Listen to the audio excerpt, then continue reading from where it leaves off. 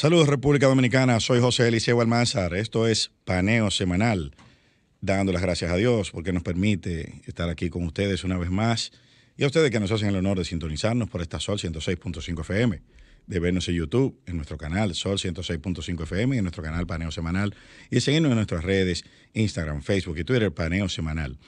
Hoy yo estoy muy feliz y muy contento porque me toca el privilegio de saludar a un hermano de larga data, de más de 30 años, que va a acompañarme aquí en la cabina, que es un excelente profesional, excelente amigo, excelente ser humano, excelente profesional, catedrático de INTEC, un hombre que ha dedicado su vida prácticamente a las aulas y a enseñar, que es una de las labores más nobles que puede tener un ser humano. Pero nada, yo quiero saludar a mi hermano y amigo Henry Rosa, que va a estar con nosotros aquí hoy haciendo Paneo Semanal. Saludos, Henry. Muchísimas gracias, saludos. José Eliseo Almanzar, mi hermano querido, de larga data, como has dicho. Ya También no diga de cuándo comienzan a le doy gracias a Dios y esto es una oportunidad que me das 64 de años compartir contigo y conversar. Tú eres muy joven para tus 64 años, o sea, un tipo que está en la flor de la juventud, Un poco menos. La sexta cosecha, pero está en la flor todavía. Bueno, aquí vamos a estar conversando con El honor Henry. es mío. Y nada, Henry, pues vamos para que tú veas cómo es la dinámica del programa. Vamos a hablar primero de los eventos que han sucedido. Voy a robar 30 segundos para hablar de un evento que no sucedió en este planeta, sino que sucedió en Marte. Una sonda. Claro. Una sonda china aterrizó ayer en Marte, con lo que China se convierte en el segundo país que tiene un vehículo operado a control remoto en la superficie marciana. O sea que la verdad es que veo eso como un gran, ya no es un pequeño gran paso en la historia de la humanidad, como dijo Neil Armstrong. Esto es un paso gigantesco, u otro paso gigantesco, porque ya hace unas cuantas semanas pues se había desplegado la misión del gobierno norteamericano, donde se está volando un helicóptero, ¿no? Por primera vez volamos un artefacto a control remoto en otro planeta. O sea que la tecnología... Así es, los adelantos tecnológicos, ¿no? La ciencia aplicada está dando sus frutos. Y sí, China tiene dentro de su política agresiva en el plano tecnológico y científico, también en alianza, como ellos por lo menos en teoría exponen, en alianza con otros países y la propia NASA, quieren también incursionar en espacios que antes ellos estaban rezagados. Bueno, recuerda que... Eso es de felicitar. Claro. Razón. Recuerda que tú sabes que las superpotencias siempre tienen como una especie de... Esa tensión. Tensión y esa lucha por la supremacía, ¿no? Por quién llega primero, quién tiene la mejor tecnología. Por aquello de la influencia, ¿no? Claro, la geopolítica. Hasta cultural, la geopolítica. Entonces, los chinos habían sido objeto de una serie de prohibiciones en la industria aeroespacial por parte del gobierno de los Estados Unidos, porque la considera como estratégica, porque lo es. Y entonces tuvieron que desarrollar tecnología propia, y entonces ahora pues estamos viendo los resultados de esa tecnología, que yo creo que lo más importante aquí es ver que esa tecnología está quizá al mismo nivel de la de los Estados Unidos y quizá más avanzada en algunos y las casos. Proyecciones son superarla con creces. Ese es el hecho. Y en ese rumbo va Rusia. Exactamente. Rusia también está desarrollando sus propias misiones a Marte y su propio programa aeroespacial, que es muy conocido. O sea, de hecho, los rusos tienen tradición, sí. Y fueron los primeros que lanzaron el primer satélite, o sea, los primeros que pusieron un hombre en órbita, o sea, fueron los pioneros en varias cosas. Claro, el tradicional debate de quién fue el primero. Exactamente. Si Rusia o Estados Unidos. Bueno, en el espacio fueron los rusos. Si fue un montaje o no. Exacto. Y en el espacio fueron los rusos. Pues, Yuri Gagarin fue el primero que ya es indiscutido. Que orbitó y el primer satélite, el Sputnik, fue ruso también. Pero después de ahí, los norteamericanos la misión lunar con Neil Armstrong y Michael Collins, que fueron hicieron la primera caminata lunar. Pero luego de ahí se ha mantenido esa carrera de yo hago esto, tú haces lo otro. Pero bueno. Ese es el término, yo creo que cabe perfectamente, esa carrera. Exactamente. Es una carrera. Entonces, vámonos ya a un plano un poco más terrenal, Henry. Vamos a hablar un poco. A bajar de la órbita. Claro, vamos a aterrizar. Entonces, de eso se trata aterrizar, de eso se trata paneo, ¿no? Sí, claro. De ir dando un vistazo panorámico. Sí, pero entonces, ya no solo. Veo que vas desde el espacio hasta lo global. Sí, claro, ya no solo. Yo te felicito, además tú dominas muchos temas. Yo siempre lo he dicho, los compañeros siempre lo decimos. Que Eliseo domina varios, múltiples temas. Nosotros tenemos muchos hermanos. Tú sabes que eso me asusta un poco. Hay que acercarte un poquito para el micrófono. Nosotros tenemos muchos hermanos que hacen muchos memes, cosas. Deben estar trabajando activos. Los hermanos de Homines, en Loyola. Bueno, pero el caso es que vamos a hablar un poco del conflicto, ¿qué te parece? De los palestinos e israelíes. Esta semana ha estado, qué drama, un drama humano. Bueno, hay que poner nueva un poco, vez hay que en poner la palestra en internacional. Hay que poner un poco en contexto a la gente de qué es lo que está pasando ahí. Lo primero que esto es un conflicto que tiene varios siglos y que comenzó en sus etapas primigenias.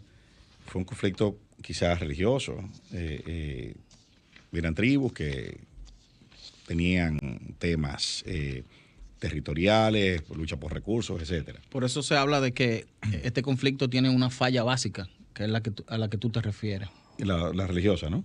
Entonces, bueno, ¿qué sucede? Que a medida que va del discurrir del tiempo, esta zona fue sistemáticamente conquistada por diversas civilizaciones. Los romanos primero, luego los Imperio Otomano, luego, o sea, fue cada vez que había alguna conflagración importante en la zona, pues se terminaba conquistado por alguien. Una zona de mucho interés. Hasta que llegamos al siglo XX. En el siglo XX, ¿qué pasaba en la zona donde está el Estado de Israel? Bueno, esa zona era un territorio, fue territorio inglés primero, luego lo que es hoy Jordania, se llamaba Transjordania, eran dos territorios ingleses. A partir de 47, Sí, la fundación del Estado de Israel. Se funda el Estado de Israel. Entonces la zona se distribuye bajo mandato británico, exacto, efectivamente. Los ingleses, lo que estabas diciendo. Los ingleses distribuyen la zona y la distribuyen un 56% para el nuevo Estado y un 44% para los palestinos. ¿Qué pasa? Al año siguiente excelente contextualización. Estalla una guerra al año siguiente. Entonces los israelíes se quedan con un 76%. En vez del 56% que le dieron, se quedan con un 76%. Entonces, ese 76%, eso se mantiene una serie de conflictos menores hasta la Guerra de los 6 Días. Fue en 1967. En esa Guerra de los 6 Días, Israel expande su territorio y reduce aún más esas áreas ocupadas por los palestinos. Y ahí resulta que los palestinos quedan relegados a dos áreas. La Franja de Gaza, que es un área de alrededor de menos de 350 kilómetros, y Cisjordania, que está al noreste de Israel. Son dos áreas que están separadas una de otra. En el norte, después de la Guerra de los 6 Días, los israelíes ocupan los Altos del Golán, que eran un territorio sirio, que todavía está ocupado por los israelíes. Y en el sur ocupa la península del Sinaí, que se la ocupa a los egipcios. Bueno, la península del Sinaí la devuelven en los acuerdos de paz que se firman en Washington, homenaje en Begin, Jimmy Carter y varios dignatarios internacionales firman esos acuerdos, los israelíes devuelven el Sinaí. Entonces la ocupación queda Gaza, Cisjordania, Altos del Golán. En Gaza, los israelíes mantienen una presencia de un ejército más no en Cisjordania. Ese ejército ocupó Gaza hasta el año 2005, que es donde sale la ocupación formal. Queda entonces Jerusalén, que está en la zona limítrofe entre Israel y Cisjordania. ¿Dónde que comienza este lío? Donde se encuentran los símbolos. La capital de los musulmanes, la capital de los cristianos. Símbolos religiosos principales. Claro. ¿Dónde que se da este conflicto? Porque, bueno, Jerusalén. Este lío comienza hace como 2 años, cuando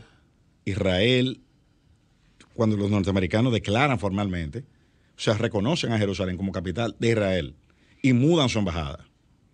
Con el pasado presidente, ¿no? Trump. Correcto. Varios estados siguieron esa decisión. Recuerdo que fue... Eso tensionó. Claro. Después del 2014, que también hubo... Hubo otra escalada. Otra escalada. Después de eso, entonces, la respuesta del norteamericano es reconocer a Jerusalén darle como capital. un espaldarazo a su aliado, Israel. Exactamente. Entonces, ¿qué pasa? Bueno, ahora las tensiones comienzan en el Jerusalén, en el barrio Viejo Jerusalén. Eso es un área... Sí, el llamado barrio Viejo. Eso es un área de menos de 2 kilómetros cuadrados. Para tener una idea. Para que la gente tenga una idea. La ciudad vieja, ¿no? La ciudad vieja, la ciudad antigua. La ciudad antigua. Esa área tiene 4 sectores. Muy emblemática. Hebreos, o sea, israelíes, judíos, hebreos, cristianos, armenios, el otro es cristiano, armenio, hebreo. Mencionaste... los musulmanes. Los propios musulmanes. Sí, los propios musulmanes, claro. Entonces, los centros donde se produce la polémica están en la intersección de donde se unen los musulmanes y cristianos. Donde está la mezquita, las mezquitas, donde están los centros de devoción. Exacto. Donde están las puertas, donde hacen las procesiones, las festividades. Los monumentos, los lugares sagrados. Sí, los lugares sagrados. Sí. Hay una mezquita ahí, la mezquita de Al-Baqwa, creo que es. Al-Aqsa. Al-Aqsa. Sí, es así que se pronuncia. Sí, lo tengo aquí escrito por eso. Porque... Sí. De Al-Aqsa. Esa mezquita es sagrada para los musulmanes porque... Es así. Tengo entendido. Y tú, es el tercer lugar sagrado para el Islam. La Medina, la Meca y la mezquita. Esta que estamos hablando. Esa mezquita de Al-Aqsa. ¿Qué sucede? Hay una celebración, los musulmanes, la Pascua musulmana, el Ramadán, que es un ayuno, una ceremonia religiosa, conmemora la peregrinación de Mahoma, unos rituales que ellos tienen. Es una festividad sagrada, tradicional. Coincide con el Día de la Bandera israelí, que es el día en que se celebra la ocupación precisamente de ese territorio. Y entonces se hacen una manifestación. Y hay quienes quieren celebrar ese día. No, se celebra en Israel. Pasan por ahí, por frente a donde está la mezquita. Estamos hablando de un área de 2 kilómetros. No se ríe, pero es dramático. Es un área de 2 kilómetros. Y pasan por ahí con sus banderas, con los cánticos, y lo demás no hay ni que decirlo. ¿Qué sucedió ahí?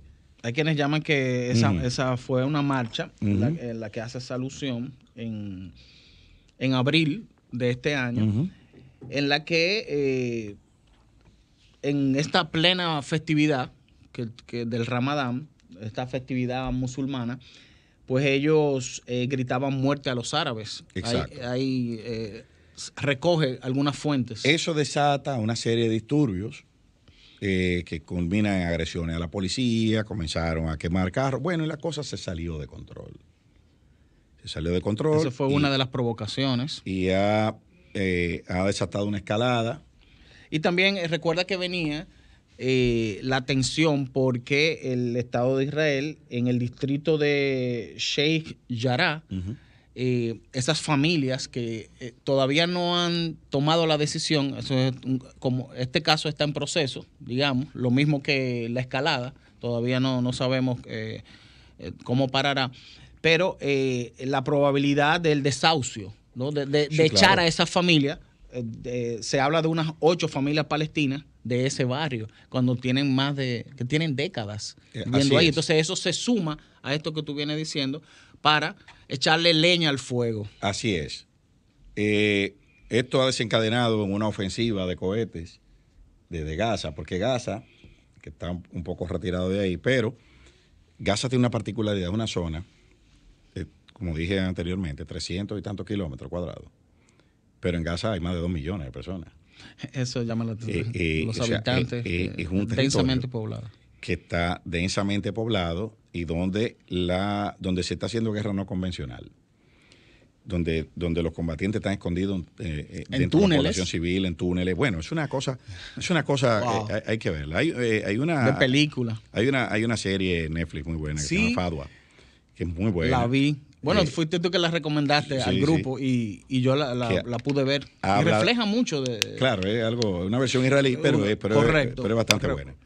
Y hay un documental que es, yo vi hace unos años, que supongo debe estar en YouTube o en alguna plataforma de esa, que se llama Muerte en Gaza, que es la historia, es un periodista son dos periodistas que van filmando la vida en Gaza, la vida de los niños en Gaza, cómo es.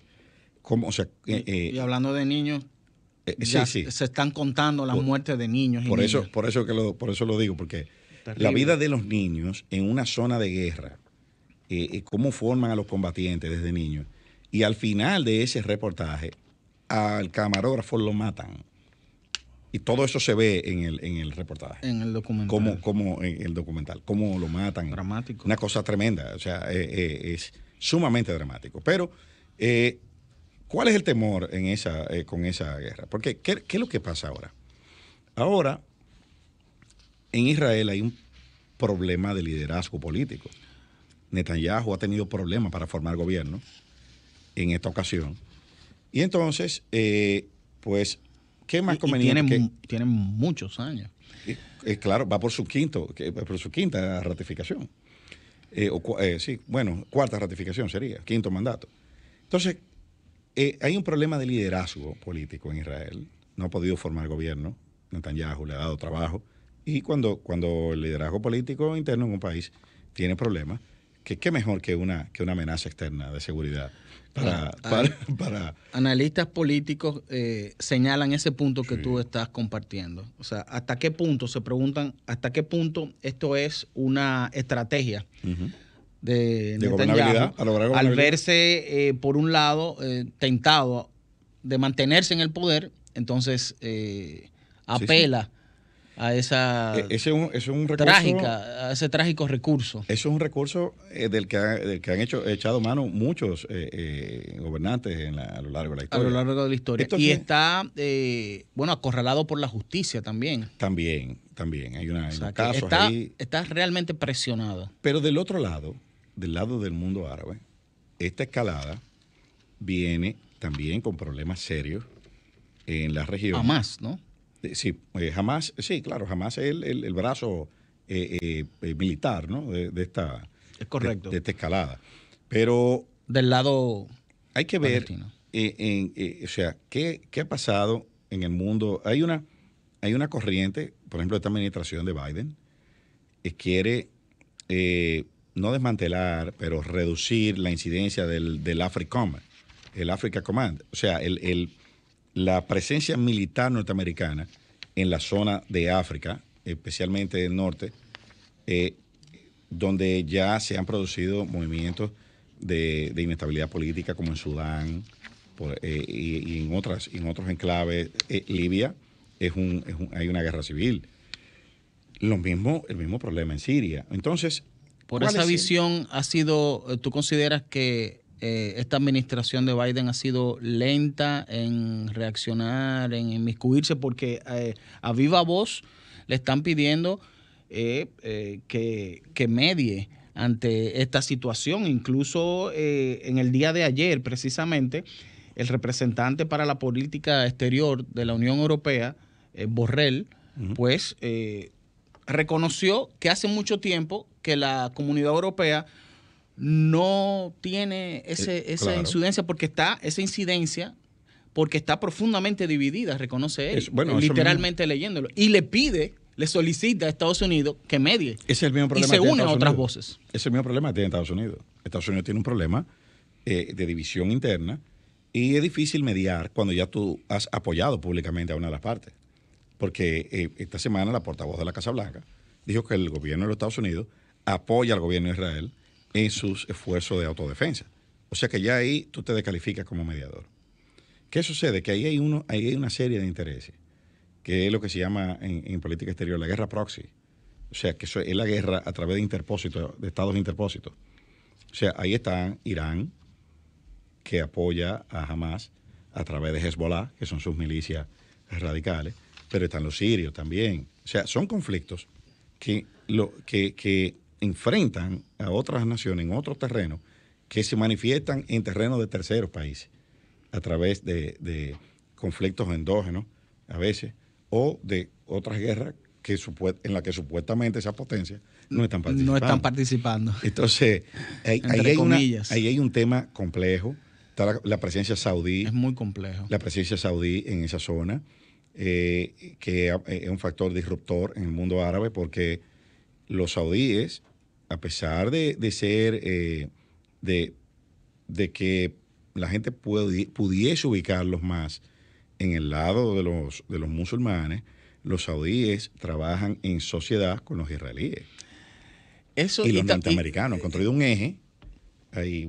Eso le añade complejidad, porque incluso se registra en estos días en otras localidades de Israel protestas donde conviven palestinos e israelitas. Bueno, es que más del 20% de la población de los israelíes, de los ciudadanos israelíes, tienen origen palestino. Por eso es bueno también, como tú siempre quieres brindar a la audiencia que quizás no ha podido informarse, que no estamos hablando de la generalidad de los casos.